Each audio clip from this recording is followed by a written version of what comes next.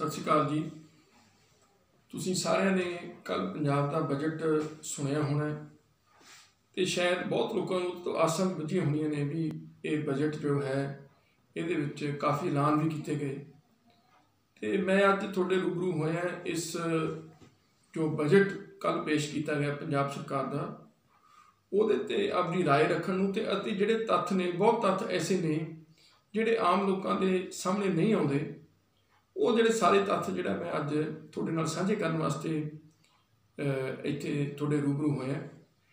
पहली गल तां इस ते मेरी की राय है, मैं समझदा कि मैं भावें मनप्रीत सिंह बादल जिहड़े साडे वित्त मंत्री ने उन्हां दा बहुत सत्कार करदा, उन्हां दी बड़ी इज्जत करदा ते मैनूं उन्हां दी जो इंटेंशन ने उन्हां दी जो मंशा है या उन्हां दी काबलियत ते मैं कोई शक नहीं करदा, पर मैनूं दुख नाल इह कहना पैंदा भी इस बजट दे विच जो उन्होंने पेश किया है जो कुछ हुण तक वो कहते रहे हैं वो दोनों के विच जमीन आसमान का अंतर है।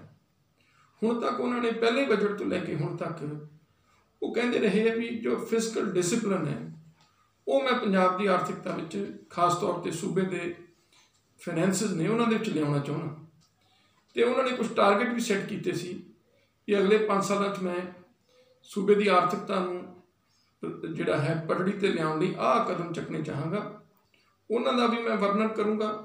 अते जो साडी आर्थिकता है सूबे की वो कोई कहण नाल या ऐलान करन नाल नहीं बल्कि कुछ आंकड़े हुंदे है, कुछ इंडीकेटर्स फिजिकल इंडीकेटर्स हुंदे जिन्हां दे आधार पर पता चलता है कि सूबे की जिहड़ी आर्थिक हालात ने किधर नूं वध रहे हैं। मैं उन्हां नाल शुरू करांगा। पहली गल तां सब तो पहला इंडीकेटर होंदा है डैट, जिन्हों आप कर्जा कहने। तो मैनूं दुख नाल कहना पैंदा है कि जिहड़ा यह बजट पेश किया है उहदे च सरकार दे खुद मनण अनुसार कर्जा जिहड़ा अगले साल के अखीर तक 2,73,000 करोड़ हो जाएगा। हालांकि इस सरकार के आंकड़े ने, मेरा मनना यह है भी यह इस तो वधेगा, इस तो घटेगा नहीं। तो जिहड़ा कंट्रोलर एंड ऑडिटर जनरल है जिहड़ा सारा जो साडे अकाउंट्स ने सूबे दे उन्हां दा लेखा जोखा करदा है, उन्हां दा मनना है कि यह 3 लाख करोड़ तक ये अगले साल तक पंजाब का जिहड़ा कर्जा पहुँचेगा। तो उस तो वड्डी हैरानी की गल यह है कि पिछला साल तो मौजूदा साल ये 2 सालों के विच पंजाब सरकार 80,000 करोड़ रुपए का वाधू कर्जा वो लै लेगी। ये मैं नहीं कहता, मैं इन्हां दे आंकड़े हैगा। आ बजट की स्पीच मेरे सामने है।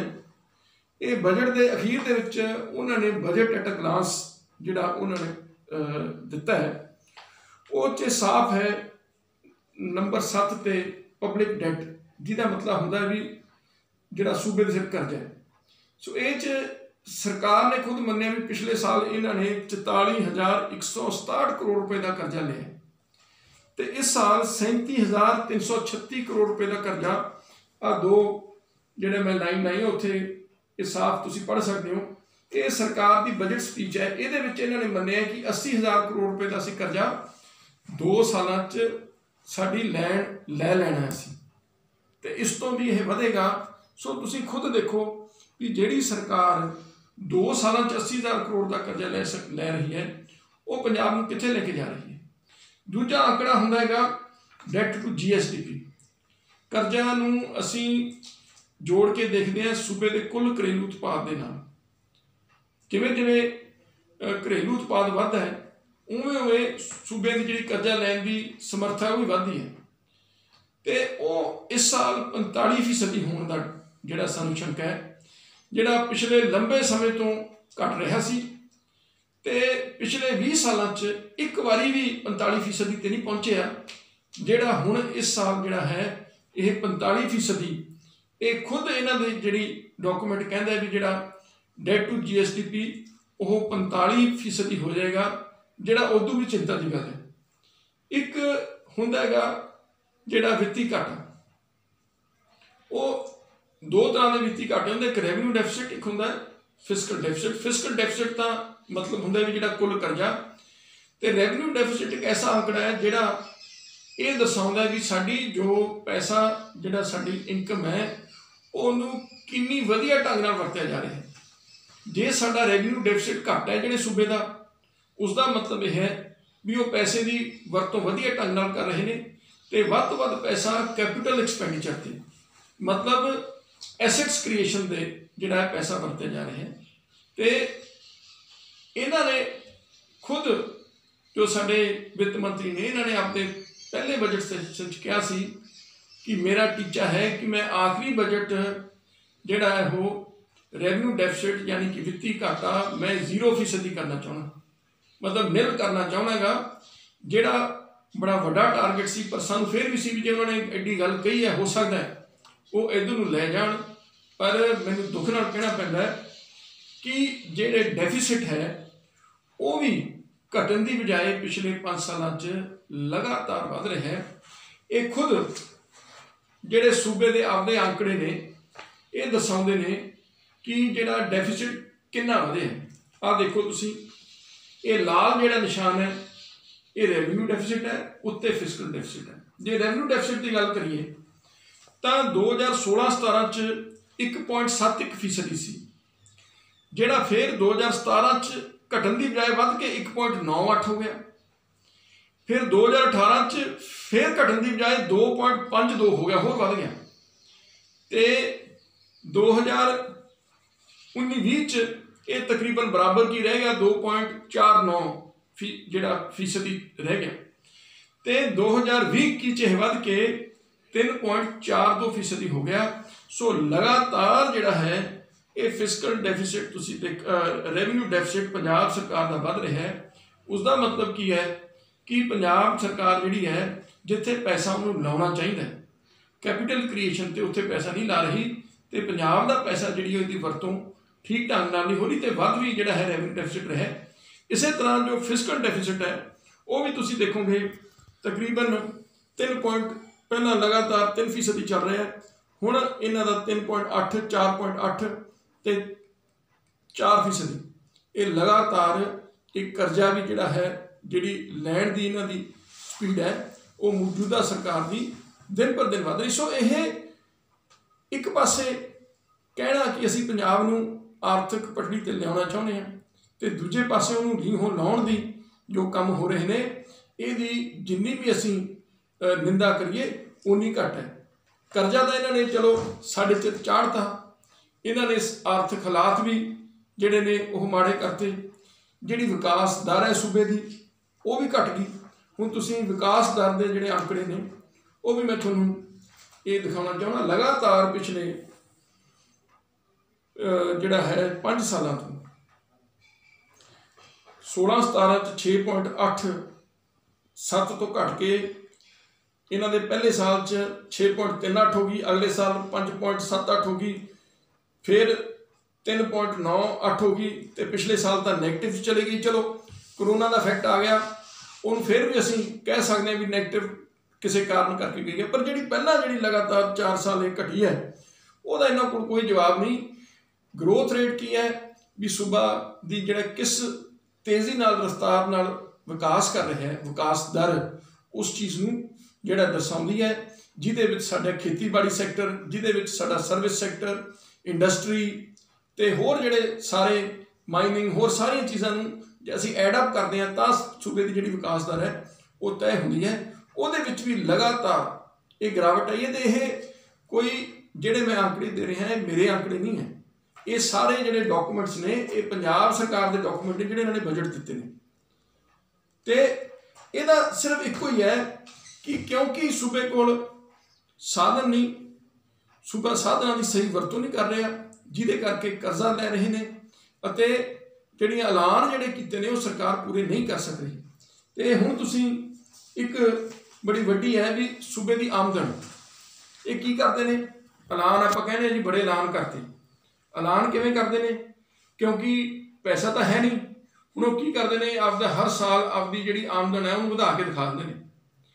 जे आमदन होनी 100 रुपया उन्होंने 100 रुपया दिखा देंगे तो वो नाल ये दिखाओगे भी असीं आह ऐलान करने हैं तो बजट बना के पेश कर देंगे।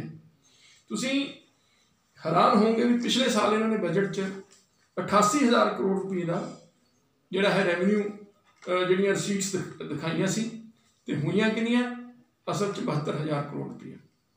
ਤੇ ਇਹ ਤਕਰੀਬਨ 16,000 ਕਰੋੜ ਰੁਪਏ ਦਾ ਸ਼ਾਰਟਫਾਲ ਹੈ। ਇਸੇ ਤਰ੍ਹਾਂ ਇਕੱਲੇ ਪਿਛਲੇ ਨਹੀਂ, ਉਸ ਤੋਂ ਪਿਛਲੇ ਬਜਟ 'ਚ ਵੀ 10,000 ਕਰੋੜ ਰੁਪਏ ਤੋਂ ਉੱਤੇ ਦਾ ਜਿਹੜਾ ਫਰਕ ਹਰ ਸਾਲ ਆਉਂਦਾ ਹੈ। ਤੇ ਉਹੀ 10,000 ਕਰੋੜ ਦਾ ਨਤੀਜਾ ਕੀ ਹੁੰਦਾ ਹੈ ਵੀ ਸਰਕਾਰ ਨੇ ਜਿਹੜੇ ਐਲਾਨ ਕੀਤੇ ਨੇ ਉਹ ਧਰੇ ਦੇ ਧਰੇ ਰਹਿ ਜਾਂਦੇ ਨੇ। ਤੇ ਸਰਕਾਰ ਆਪਦੀਆਂ ਜਿਹੜੀਆਂ ਖਰਚੇ ਜਿਹੜੇ ਫਿਕਸ ਨੇ, ਜਿਵੇਂ ਤਨਖਾਹਾਂ ਦੇਣੀਆਂ, ਪੈਨਸ਼ਨਾਂ ਦੇਣੀਆਂ, ਸਬਸਿਡੀ ਬਿਜਲੀ ਦੀ ਦੇਣੀ ਹੈ, ਤੇ ਕਰਜ਼ੇ ਮੋੜਨੇ ਨੇ, ਵਿਆਜ ਮੋੜਨਾ ਹੈ, ਉਹ ਤੇ ਰਹਿ ਜਾਂਦੀ ਹੈ। ਤੁਸੀਂ ਹੈਰਾਨ ਹੋਵੋਗੇ ਵੀ ਇੱਕ ਸਾਲ ਦੇ ਵਿੱਚ ਅਗਲਾ ਸਾਲ ਜਿਹੜਾ ਹੈ ਕੁੱਲ ਜਿਹੜਾ ਸਾਡਾ ਕਰਜ਼ਾ ਹੈ ਉਹਦੇ ਉੱਤੇ 20,000 ਕਰੋੜ ਰੁਪਏ ਦਾ ਵਿਆਜ ਜਿਹੜਾ ਹੈ ਪੰਜਾਬ ਸਰਕਾਰ ਮੋੜੇਗੀ। 20,000 ਕਰੋੜ ਰੁਪਏ ਦਾ। ਤੇ ਹੁਣ ਤੱਕ 1 ਲੱਖ ਕਰੋੜ ਰੁਪਏ ਤੋਂ ਉੱਤੇ ਕਰਜ਼ਾ ਪਿਛਲੇ 4 ਸਾਲਾਂ 'ਚ ਚਾੜ ਚੁੱਕੀ ਹੈ। ਤੇ ਅਗਲੇ ਸਾਲ ਜਿਹੜਾ ਆਉਣ ਵਾਲਾ ਉਹਦੇ 'ਚ ਹੋਰ ਕਰਜ਼ਾ ਇਹ ਚਾੜਨ ਨੂੰ ਤਿਆਰ ਨੇ। ਤੇ ਹੁਣ ਵੀ ਇਸ ਸਾਲ ਵੀ ਇਹੀ ਕੀਤਾ। ਹੁਣ ਤੁਸੀਂ ਕਹੋਗੇ ਵੀ ਇੰਨੇ ਐਲਾਨ ਕਰਤੇ ਕਿ ਜੀ ਅਸੀਂ ਬੀਬੀਆਂ ਨੂੰ ਵੀ ਮੁਫਤ ਜਿਹੜਾ ਹੈ ਅਸੀਂ ਸਫ਼ਰ ਕਰਾਵਾਂਗੇ, ਸ਼ਗਨ ਸਕੀਮਾਂ ਵੀ ਦੇਵਾਂਗੇ, ਪੈਨਸ਼ਨਾਂ ਦੇ ਵੀ ਵਧਾ ਦਾਂਗੇ, ਤੇ ਨਵੇਂ ਜਿਹੜੇ ਐਲਾਨ ਇਹਨਾਂ ਨੇ ਸਾਰੇ ਜਿਹੜੇ ਕੀਤੇ ਆ ਉਹ ਆਪਦਾ ਆਮਦਨ ਵਧਾ ਕੇ, ਹੁਣ ਤਾਂ ਇਹਨਾਂ ਨੇ ਦਿਖਾਇਆ ਵੀ ਸਾਡੀ 72,000 ਕਰੋੜ ਤੋਂ ਅਸੀਂ ਆਮਦਨ ਨੂੰ ਵਧਾ ਕੇ 95,000 ਕਰੋੜ ਲੈ ਜਾਣਗੇ। ਹੁਣ ਮੈਂ ਇਹ ਪੁੱਛਣਾ ਚਾਹੁੰਦਾ ਵੀ ਕਿਹੜੀ ਇਹਨਾਂ ਕੋਲ ਜਾਦੂ ਦੀ ਛੜੀ ਹੈ ਜਿਹਦੇ ਨਾਲ ਇਹ ਆਪਦੀ ਆਮਦਨ ਨੂੰ ਪੰਜਾਬ ਸਰਕਾਰ 27-28% ਦੀ ਵਧਾ ਲੇਗੀ। ਟੈਕਸ ਕੋਈ ਨਵਾਂ ਲਾਇਆ ਨਹੀਂ ਤੇ ਹੋਰ ਜਿਹੜੇ ਸਾਧਨ ਨੇ ਉਹ ਘਟਦੇ ਜਾ ਰਹੇ ਨੇ ਤੇ ਸਾਡਾ ਵਿਆਜ ਜਿਹੜੀ ਹੈ ਉਹਦਾ ਬੋਝ ਵੱਧਦਾ ਜਾ ਰਿਹਾ ਹੈ। ਤੇ ਫਿਰ ਇਹ ਆਮਦਨ ਨੂੰ ਇੰਨਾ ਜਿਹੜਾ ਹੈਗਾ ਤਕਰੀਬਨ 23,000 ਕਰੋੜ ਰੁਪਇਆ ਜਿਹੜਾ 28-29% ਦੀ ਬਣਦਾ ਹੈ ਉਹ ਕਿੱਥੋਂ ਲੈ ਕੇ ਆਉਣਗੇ। ਸਿਰਫ ਇੱਕ ਲਿਪਾ ਪੋਚੀ ਇਹਨਾਂ ਨੇ ਕੀਤੀ ਹੈ।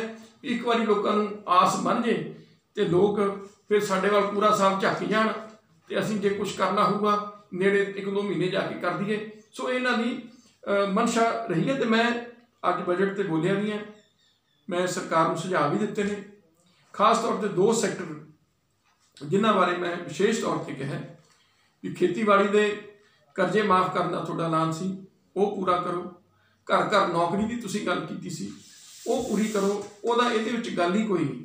ਨਾ ਘਰ ਘਰ ਨੌਕਰੀ ਦੀ ਗੱਲ ਕੀਤੀ ਹੈ ਬਜਟ 'ਚ ਤੇ ਨਾ ਹੀ ਇਹਨਾਂ ਨੇ ਕਰਜ਼ਾ ਮਾਫੀ ਦੀ। ਕਰਜ਼ਾ ਮਾਫੀ ਵਾਸਤੇ ਕੁੱਲ 1,700 ਕਰੋੜ ਰੁਪਇਆ ਰੱਖਿਆ, ਉਹ ਵੀ ਇੱਕ ਆਈ ਵਾਸ਼, ਉਹ ਵੀ ਇਹਨਾਂ ਨੇ ਦੇਣਾ ਨਹੀਂ। ਸਿਰਫ ਇੱਕ ਪ੍ਰੋਵੀਜ਼ਨ ਰੱਖਤੀ ਕਹਿਣ ਨੂੰ ਵੀ ਅਸੀਂ ਜੀ ਕਰਜ਼ਾ ਮਾਫੀ ਵਾਸਤੇ ਪੈਸੇ ਰੱਖੇ।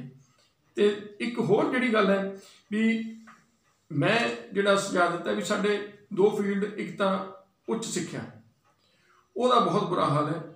ਉਹਦੇ ਵਾਸਤੇ ਸਰਕਾਰ ਨੂੰ ਜਿਹੜੀ ਹੈ ਪੈਸੇ ਹੋਰ ਖਰਚਣੇ ਚਾਹੀਦੇ ਨੇ। ਸਾਡਾ ਜਿਹੜਾ ਉੱਚ ਸਿੱਖਿਆ ਦਾ ਹਾਲਤ ਹੈ ਉਹ ਬਹੁਤ ਮਾੜਾ ਹੋ ਗਿਆ ਤੇ ਉਹ ਜਿਹੜਾ ਹਾਲਤ ਨੂੰ ਸੁਧਾਰਨ ਲਈ ਚਾਹੇ ਸਾਡੇ ਯੂਨੀਵਰਸਿਟੀ ਕਾਲਜਸ ਨੇ, ਚਾਹੇ ਸਾਡੀਆਂ ਯੂਨੀਵਰਸਿਟੀਜ਼ ਨੇ, ਚਾਹੇ ਸਾਡੇ ਸਰਕਾਰੀ ਕਾਲਜ ਨੇ, ਉਹ ਸਾਰਿਆਂ ਨੂੰ ਹੀ ਸਾਨੂੰ ਫੰਡਿੰਗ ਵਧਾਉਣੀ ਪਏਗੀ। ਆ ਸਾਡੇ ਤਕਰੀਬਨ ਮੈਜੋਰਟੀ ਜਿਹੜੇ ਲੈਕਚਰਰ ਨੇ, ਪ੍ਰੋਫੈਸਰ ਨੇ, ਉਹ ਜਾਂ ਐਡਹੌਕ ਤੇ ਕੰਮ ਕਰ ਰਹੇ ਨੇ ਜਾਂ ਕੰਟਰੈਕਟ ਤੇ ਕੰਮ ਕਰ ਰਹੇ ਨੇ ਕਾਲਜਾਂ ਦੇ ਵਿੱਚ, ਜਾਂ ਪਾਰਟ ਟਾਈਮ ਲੈਕਚਰਰ ਨੇ, ਜਾਂ ਉਹ ਗੈਸਟ ਫੈਕਲਟੀ ਹੈ। ਤੇ ਉਹਨਾਂ ਵਿਚਾਰੇ ਤੋਂ ਕੀ ਅਸੀਂ ਆਸ ਰੱਖ ਸਕਦੇ ਹਾਂ ਜਿਹਨੂੰ 10 ਤੋਂ ਲੈ ਕੇ 25,000 ਰੁਪਏ ਤਨਖਾਹ ਦੇਣੀ ਹੈ। ਉਹ ਲੈਕਚਰਰ ਕੀ ਕੰਮ ਜਾਂ ਪ੍ਰੋਫੈਸਰ ਕੀ ਕੰਮ ਕਰੇਗਾ। ਸਾਡੇ ਸਕੂਲ ਦੇ ਟੀਚਰ ਤਾਂ ਲੈ ਰਹੇ ਨੇ 50-70 ਹਜ਼ਾਰ ਰੁਪਇਆ ਤੇ ਜਿਹੜੇ ਸਾਡੇ ਕਾਲਜਾਂ ਦੇ ਪ੍ਰੋਫੈਸਰ ਨੇ ਉਹਨਾਂ ਨੂੰ 25,000 ਰੁਪਏ ਮਿਲ ਰਿਹਾ। ਸੋ ਇਹਦੇ ਵਾਸਤੇ ਮੈਂ ਇਹ ਚਾਹੁੰਦਾ ਵੀ ਖਾਸ ਤੌਰ 'ਤੇ ਜਿਹੜੇ ਸਾਡੇ ਐਜੂਕੇਸ਼ਨਿਸਟ ਨੇ ਜਿਨ੍ਹਾਂ ਨੇ ਪੜ੍ਹਾਉਣਾ ਹੈ, ਜੇ ਅਸੀਂ ਉਹਨਾਂ ਨੂੰ ਪੂਰੀ ਤਨਖਾਹ ਨਹੀਂ ਦੇਵਾਂਗੇ ਤਾਂ ਫਿਰ ਅਸੀਂ ਚੰਗੀ ਆਊਟਪੁੱਟ ਨਹੀਂ ਰੱਖ ਸਕਦੇ। ਜੇ ਐਜੂਕੇਸ਼ਨ ਸਿਸਟਮ ਸਾਡਾ ਸੁਧਰੂਗਾ ਤਾਂ ਹੀ ਪੰਜਾਬ ਦੇ ਵਿੱਚ ਸੁਧਾਰ ਹੋਊਗਾ। ਤੇ ਮੈਂ ਇੰਨਾ ਜ਼ਰੂਰ ਕਹਿ ਸਕਦਾ ਵੀ ਜਦ ਮੇਰੇ ਕੋਲ ਸੀ ਫਾਈਨੈਂਸ ਮਹਿਕਮਾ, ਜਿਹੜੇ ਚਾਹੇ ਕਾਲਜਾਂ ਦੇ ਗੈਸਟ ਫੈਕਲਟੀ ਲੈਕਚਰਰ ਨੇ, ਚਾਹੇ ਜਿਹੜੇ ਪਾਰਟ ਟਾਈਮ ਨੇ, ਉਹਨਾਂ ਤੋਂ ਤੁਸੀਂ ਖੁਦ ਪੁੱਛ ਸਕਦੇ ਹੋ ਕਿ ਅਸੀਂ ਉਹਨਾਂ ਦੀ ਤਨਖਾਹ ਡਬਲ ਕਰਤੀ ਸੀ ਤੇ ਨਾਲੇ ਉਹਨਾਂ ਨੂੰ ਜਿਹੜਾ 2-3 ਮਹੀਨੇ ਕੰਮ ਨਹੀਂ ਸੀ ਕਰਦੇ ਉਹਦੀ ਵੀ ਤਨਖਾਹ ਪਹਿਲਾਂ ਨਹੀਂ ਸੀ ਮਿਲਦੀ, ਅਸੀਂ ਦੇਣੀ ਸ਼ੁਰੂ ਕੀਤੀ ਅਤੇ ਉਹਨਾਂ ਨੂੰ ਜਿਹੜਾ ਹੈ ਹਰ ਸਾਲ 10% ਦੀ ਇੰਕਰੀਮੈਂਟ ਵੀ ਉਹਦੀ ਤਨਖਾਹ 'ਚ 10% ਦੀ ਵਾਧਾ ਹੋਏਗਾ, ਉਹ ਵੀ ਅਸੀਂ ਐਡ ਕੀਤਾ ਸੀ। ਪਰ ਮੌਜੂਦਾ ਸਰਕਾਰ ਹੁਣ ਪੰਜਾਬੀ ਯੂਨੀਵਰਸਿਟੀ ਤੁਸੀਂ ਦੇਖ ਲਓ, ਇੱਕ ਸਾਡਾ ਪ੍ਰੀਮੀਅਰ ਇੰਸਟੀਚਿਊਟ ਹੈ, ਉਹਦਾ ਬੁਰਾ ਹਾਲ ਹੋ ਗਿਆ। ਉਹਦੇ ਵਾਸਤੇ ਇਹਨਾਂ ਕੋਲ ਪੈਸਾ ਕੁਛ ਨਹੀਂ। ਅਸੀਂ ਯੂਨੀਵਰਸਿਟੀਜ਼ ਦੀ ਜਿਹੜੀ ਬਜਟ ਐਲੋਕੇਸ਼ਨ ਸੀ ਉਹ ਸਾਰਿਆਂ ਦੀ ਜਿਹੜੀ 5 ਸਾਲਾਂ ਵਿੱਚ ਦੁੱਗਣੀ ਕੀਤੀ ਅਤੇ ਇਸ ਤੋਂ ਇਲਾਵਾ ਸਪੈਸ਼ਲ ਗ੍ਰਾਂਟਸ ਸਾਡੀ ਪੰਜਾਬ ਐਗਰੀਕਲਚਰ ਯੂਨੀਵਰਸਿਟੀ ਨੂੰ ਅਤੇ ਪੰਜਾਬੀ ਯੂਨੀਵਰਸਿਟੀ ਨੂੰ ਸਪੈਸ਼ਲ ਗ੍ਰਾਂਟਸ ਵੀ ਦਿੱਤੀਆਂ।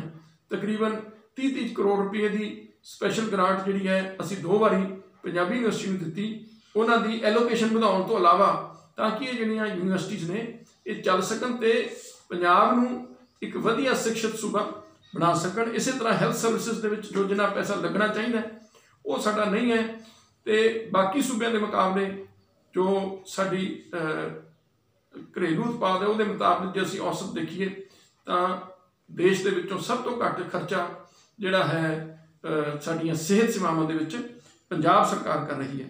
सो ये 2-3 चीज़ां बहुत जरूरी ने पंजाब के चंगे भविख वास्ते। तो तीजा मैं सलाह जिहड़ी है वो ये दित्ती है भी इन्होंने कहता भी असीं 6th पे कमीशन लागू करनी है। शायद मुलाजमान भी बड़ी आस हुई होवे ये लागू हो रहा, पर वो वास्ते कोई प्रोविजन नहीं रखी इन्होंने, क्योंकि जे तनख्वाह वधूगी तो फिर सरकार को भी तो पैसे का प्रबंध करना पैना, पर सरकार ने कोई पैसे का प्रबंध नहीं किया। इसलिए मुलाजमान भी बहुत वड्डी जिहड़ी है आस नहीं रखनी चाहिए। देखो तुसीं मेरे कोल इन्हां ने तकरीबन पिछले साल 26,000 करोड़ रुपया जिहड़ियां तनख्वाहां ते अते जिहड़ियां होर भत्ते ने उन्हां उत्ते पंजाब सरकार ने 26,000 करोड़ रुपया मुलाजमां दी तनख्वाह लई रखिया सी। ते इस साल कितना रखिया है? इस साल सिर्फ 1,200 करोड़ रुपया वध रखिया, हुण 27,000 कुछ करता। तो उहदे नाल ये पे कमीशन लागू नहीं होना। पे कमीशन लागू करने वास्ते घट्टो घट्ट 6-7 हज़ार करोड़ रुपया सरकार नूं वध चाहीदा है। जिवें इन्होंने कहा भी पिछले भी जिहड़ियां ने DA दी किश्तां असीं देवांगे ते असीं पे कमीशन लागू करांगे, उहदे वास्ते जे तुसीं प्रोविजन ही नहीं रखिया तो फिर तुसीं कित्थों पूरीआं करोगे? तो ये भी जिहड़ा है सरकार दा एक बहुत वड्डा जिहड़ा है धोखा है पंजाब के मुलाजमां। आ देख लो ये इन्हां दे बजट डॉकूमेंट दे विच 12वें नंबर पर लिखिआ है सैलरीज एंड वेजिस। पिछले साल 26,363 करोड़ रुपया ने खर्चे जिहड़ा असल खर्चा होया, तो इस साल इन्होंने 27,714 करोड़ रुपया रखा है। तो हुण तुसीं दसो इहदे नाल किहड़ी थोड़ी तनख्वाह कमीशन जिहड़ा है लागू होना है? वो भी बस इस करके कहता भी असीं एक बार समा टपाईए तो मुलाजम घट्टो घट्ट धरने साडे ना देण ते उन्हां नूं बुद्धू बनाउण दी गल है। तो एक ओवरऑल देखो सरकार भी असीं विरोध करना, उन्हां दी पॉलिसी की नुकताचीनी करनी अते उन्हां दी खामियां कढणियां, ये ओपोजिशन का रोल होंदा है। तो एक सही पिक्चर भी जिहड़ी प्रजेंट करनी ये भी बड़ी जरूरी है। पर मैं नाल जिवें पहला कुछ सलाहां दित्तियां, मैं तुहानूं कहा भी कुछ 2-3 सैक्टर दे विच वध खर्चा सरकार नूं करना चाहिए है खेतीबाड़ी के नाल नाल। उहदे नाल नाल जिहड़ियां जिथे साडी वड्डी प्रॉब्लम आ रही है, जिहदे च मैं कहूँगा भी शायद फाइनैंस मिनिस्टर जिहड़ा वित्त मंत्री है उहदे हत्थ बन्ने हुए होंदे हैं कि जिथों साडा पैसा आउणा है वो फाइनैंस मिनिस्टर का उस कोई रोल नहीं, वो दूजे महकमे ने उन्हां दा कंट्रोल किते हो रहा है। तो जो भी टारगेट होंदे ने वो ठीक नहीं पूरे होंदे, तो ना ही वो पॉलिसीज़ ने वो सही ढंग नाल बनदियां ने। जिहड़ियां पॉलिसीज़ चाहे साडी पैसे जनरेट करन दियां, तुसीं देखो माइनिंग पॉलिसी खणज दी, फिर साडी एक्साइज पॉलिसी शराब की जिहड़ी है, transport policy, urban development policy, तो जिहड़ी साडी दूसरियां वैट ते दूजियां पॉलिसीज़ ने टैक्सेशन पॉलिसीज़, ये सारे वाल निगाह मार के देखिए तो इन्हां दा निशाना सूबे के हितों वास्ते पैसे इकट्ठे करना नहीं, इन्हां दा निशाना सिर्फ एक बन चुके हैं, चाहे पिछली सरकार सी चाहे हुण वाली सरकार है, कि किवें कुछ लोग जिहड़े वड्डे व्यापारी ने या जिहड़े इन्हां कारोबार इन्हां चीज़ों नाल संबंधित है उन्हां दा फायदा किवें करना। माइनिंग पॉलिसी हमेशा ही जिहड़ा है उहदे ते चर्चा होंदी रही है, पंजाब नूं कितना पैसा आ सकता है ये भी एक बड़ा वड्डा सवालिया निशान है। पर हरियाणे वर्गा सूबा जिहड़ा है वो इहदे तो घट्टो घट्ट 1,000 तो 2,000 करोड़ रुपया जिहड़ा माइनिंग चों कमा रहा है, तो पंजाब नूं 200 करोड़ रुपया जिहड़ा आ रहा है। तो पिछले समय तो होर भी घट सी, पर यह हुण भी जिहड़ा जिन्ना होना चाहिए नहीं है। क्यों? क्योंकि जिहड़े लोग इहदे जुड़े हुए ने उन्हां दे सिद्धे सरकार हत्थ ने वो प्रभावित करते हैं। एक्साइज पॉलिसी पिछले साल नालों कुछ सुधार आया है, इस बार एक्साइज की आमदन भी वधी है, चोरी भी घटी है, पर फिर भी एक्साइज जिहड़ी है ਉਹ ਹੋਰ ਉਹਦੇ ਚੋਂ ਪੈਸਾ ਕੀਤਾ ਜਾ ਸਕਦਾ ਹੈ। ट्रांसपोर्ट पॉलिसी तो कुछ ਜਿਹੜਾ पिछली सरकार 'ਚ एक परिवार ਨੂੰ फायदा देने वास्ते बनाई गई सी, ਉਹੀ परिवार सत्ता ਦੇ ਵਿੱਚ ਸੀ ਤੇ ਅੱਜ भी ਉਹੀ ट्रांसपोर्ट पॉलिसी पंजाब ਵਿੱਚ ਚੱਲ ਰਹੀ है। ट्रांसपोर्ट पॉलिसी ਤਾਂ ਛੱਡੋ, ਉਹ टाइम टेबल भी अज तक नहीं बदले गए ਜਿਹੜੇ पिछली सरकार ने सैट ਕੀਤੇ ਸੀ। पता नहीं ਇਹਨਾਂ ਦੀ ਕੀ मिली भुगत है, की ਇਹਨਾਂ ਦੇ आपस 'ਚ ਸਾਂਝ है, ਹੁਣ तक ਉਹੀ ਚੱਲ ਰਿਹਾ है। ट्रांसपोर्ट पॉलिसी ਨੂੰ ਜੇ ਅਸੀਂ ਰੈਸ਼ਨਲਾਈਜ਼ ਕਰੀਏ ਤਾਂ पैसा बहुत आ सकता है, क्योंकि ਜਿਹੜੀਆਂ ਵੱਡੀਆਂ ਕੋਚ ने करोड़ रुपए ਦੀਆਂ AC ਬੱਸਾਂ ਨੇ, ਤੁਸੀਂ हैरान होंगे इंटीग्रेटेड कोचेस ਤੇ ਜਿਹੜਾ है पर किलोमीटर टैक्स घट है ਤੇ आम ਬੱਸਾਂ ਦੇ टैक्स ज़्यादा है। सो मेरा कहने ਤੋਂ ਭਾਵ है ਜਿਹੜਾ AC ਬੱਸ 'ਚ ਬਹਿੰਦਾ ਹੈ ਉਹ ਤਾਂ टैक्स घट ਦਿੰਦਾ ਹੈ ਤੇ ਜਿਹੜਾ ਸਧਾਰਨ ਬੱਸ 'ਚ ਬਹਿੰਦਾ ਉਹ टैक्स ज़्यादा ਦਿੰਦਾ है। ਹੁਣ ਤੁਸੀਂ ਆਪ ਹੀ ਅੰਦਾਜ਼ਾ ਲਾ ਲਓ ਇਹਦਾ ਫਾਇਦਾ ਕਿਸ ਪਰਿਵਾਰ ਨੂੰ ਹੋ ਰਿਹਾ ਹੈ ਤੇ ਅੱਜ ਵੀ ਕਿਉਂ ਉਹ ਫਾਇਦੇ ਚੱਲ ਰਹੇ ਨੇ। सो ये तो भी होर आमदन सरकार बढ़ा सकती है। अर्बन डिवेलपमेंट पॉलिसी है जिहड़ा शहरीकरण की, वो भी जी 2 डिपार्टमेंट ने, अर्बन डिवेलपमेंट डिपार्टमेंट वाले की पॉलिसी होर तैयार कर रखी है, लोकल गवर्नमेंट ने होर तैयार कर रखी है। तो वह नतीजा की है कि गैर कानूनी कलोनियां बन रही ने, वह खमियाजा आम लोग जिहड़े बेचारे प्लॉट लेंदे ने उन्होंने भुगतना पैंदा है। फायदा होंदा है कुछ गिने मिने लोगों को ਜਿਹੜੇ ਚਾਹੇ इलीगल कलोनियां बना के बेच देन, चाहे होर कुछ कर देन, तो अफसरशाही थले उन्होंने तो पैसे लैके आपदा जेबां भरी जाती है। जिहड़ा पैसा सरकार के खजाने च आउणा चाहीदा सी वो जां कुछ पोलीटिकल लोगों की जेबां चले जाता है, कुछ जिहड़ा है अफसरां की जेबां चले जाता है। तो ये भी जिहड़ियां सारियां सो पॉलिसीज़ नूं जे तक सरकार ये सोच के नहीं चलेगा कोई भी, खास तौर पर जिहड़ा सरकार का मुखी है ਉਹਦਾ निशाना एको ही होवे कि मैं आपदे सूबे का भला करना है, मैं लोगों को वधिया सर्विस देने के नाल नाल जिन्ना वध तो वध टैक्स असी इकट्ठा कर सकते हैं वो असी इकट्ठा करके लोगों की भलाई ते लाइए, उन्ना चिर कुछ नहीं होना। सानू गुड गवर्नेंस ते एक ईमानदार जिहड़ी सोच वाले व्यक्ति चाहिए हैं जिहड़े पंजाब नूं अगे लै जा सकन।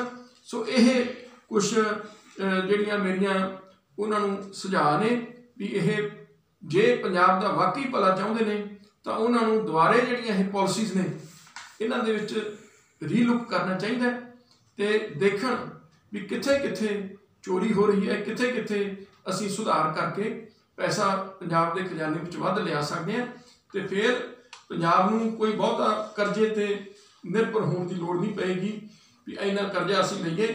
ਪਰ ਉਹਦੇ ਵਿੱਚ ਜੇ ਮੈਂ ਕਹਾਂਗਾ ਵੀ ਸਾਡੇ ਸੂਬੇ ਦੇ ਵਿੱਤ ਮੰਤਰੀ ਦੇ ਹੱਥ ਵਿੱਚ ਬੜਾ ਸੀਮਤ ਹੈ, ਉਹਨੇ ਤਾਂ ਜਿਹੜੀ ਆਮਦਨ ਆ ਗਈ ਉਹ ਖਰਚ ਦੇਣੀ ਹੈ। ਇਹ ਸਰਕਾਰ ਜਦ ਤੱਕ ਦੀ ਮਨਸ਼ਾ ਨਾ ਹੋਵੇ, ਜਦ ਤੱਕ ਸਰਕਾਰ ਇਕੱਠੇ ਬਹਿ ਕੇ ਸਾਰੇ ਖਾਸ ਤੌਰ ਤੇ ਮੁੱਖ ਮੰਤਰੀ ਜਿਹੜਾ ਉਹਦੇ ਮਨ ਵਿੱਚ ਨਾ ਹੋਵੇ ਉਹਨਾਂ ਚਿਰ ਕੁਝ ਨਹੀਂ ਹੋ ਸਕਦਾ। ਸੋ ਮੈਂ ਇਹੀ ਬੇਨਤੀ ਕਰਦਾ ਵੀ ਸਾਨੂੰ ਇਸ ਬਜਟ ਤੋਂ ਬਹੁਤ ਵੱਡੀ ਆਸ ਨਹੀਂ ਰੱਖਣੀ ਚਾਹੀਦੀ, ਕਿਉਂਕਿ ਜਦ ਤੁਹਾਡੇ ਕੋਲ ਸਾਧਨ ਹੀ ਨਹੀਂ ਤਾਂ ਫਿਰ ਤੁਸੀਂ ਕਿਵੇਂ ਖਰਚੋਗੇ। ਉਹ ਸਾਧਨ ਜਿਹੜੇ ਨੇ ਵਧਾ ਚੜਾ ਕੇ ਪੇਸ਼ ਕੀਤੇ ਗਏ, ਪੰਜਾਬ ਦਾ ਅਰਥਚਾਰਾ ਬੜਾ ਮੰਦਹਾਲੀ ਵੱਲ ਵੱਧ ਰਿਹਾ ਹੈ ਤੇ ਜੇ ਇਸੇ ਤਰੀਕੇ ਨਾਲ ਚੱਲਦਾ ਰਿਹਾ ਤਾਂ ਫਿਰ ਜੁਲਾਈ 2022 जब GST की कॉम्पनसेशन खत्म हो जाएगी, केंद्र सरकार को बंद हो जाएगी, तो उस तो बाद जो पंजाब का हाल हो सकता है वो कहने तो बाहर है। उसकी चिंता मैं अज व्यक्त कर रहा, वो गल्लां सामने साल डेढ़ साल बाद आउणगियां। मैं अज वित्त मंत्री नूं भी उस बारे उन्होंने चेतन चकन्ने करता भी तुसीं 2022 जुलाई तो बाद दे बारे सोचो, नहीं जे कुछ सानू कॉम्पनसेशन बारे केंद्र सरकार तो कोई कमिटमेंट नहीं मिलती तो फिर पंजाब नूं बहुत आर्थिक तौर पर बुरे हालातों के विच दी लंघना पै सकता। इस तों तक कि साडियां जिहड़ियां कमिटेड लाइबिलिटीज़ ने, जो साडे तनख्वाहां ने, वो भी शायद असीं ना दे सकीए, हालात पैदा हो सकते हैं। तो सारे बारे अज विचार चर्चा हुई है तो मैं आस करदा कि ये जो मैं तुहानूं गल्लां जिन्नियां कि सीमित समय दे विच कहने तो बहुत कुछ है, क्योंकि जे असीं एक एक स्कीम के बारे गल्लां करना भी बड़ा समय लग गया। मैनूं आस है भी ये तुहानूं शायद बजट के बारे कुछ क्लैरिटी जिहड़ी जरूर होएगी। मैं इहनूं आसान शब्दों में पेश करने की कोशिश की है। कई टैक्नीकल चीज़ां होंदियां जिहड़ियां शायद इन्नी आसान नहीं समझाउण वास्ते ਜਿਹੜਾ ਸ਼ਾਇਦ ਅਰਥਚਾਰੇ ਬਾਰੇ ਅਰਥ ਸ਼ਾਸਤਰੀ ਨੇ ਜਿਹੜੇ ਉਹ ਜ਼ਿਆਦਾ ਵਧੀਆ ਸਮਝਾ ਸਕਦੇ ਨੇ ਜਾਂ ਸਮਝ ਸਕਦੇ ਨੇ। ਇਹੀ ਮੈਂ ਰੱਖਣਾ ਚਾਹੁੰਦਾ ਸੀ। ਤੁਹਾਡਾ ਬਹੁਤ ਬਹੁਤ ਧੰਨਵਾਦ ਤੇ ਆਸ ਕਰਦਾ ਕਿ ਜਿਹੜਾ ਹੈ ਅਸੀਂ ਚੰਗੇ ਪੰਜਾਬ ਦੇ ਭਵਿੱਖ ਵੱਲ ਆਉਣ ਵਾਲੇ ਸਮੇਂ 'ਚ ਅਸੀਂ ਦੇਖ ਸਕੀਏ। ਬਹੁਤ ਬਹੁਤ ਧੰਨਵਾਦ। ਵਾਹਿਗੁਰੂ ਜੀ ਕਾ ਖਾਲਸਾ, ਵਾਹਿਗੁਰੂ ਜੀ ਕੀ ਫਤਿਹ।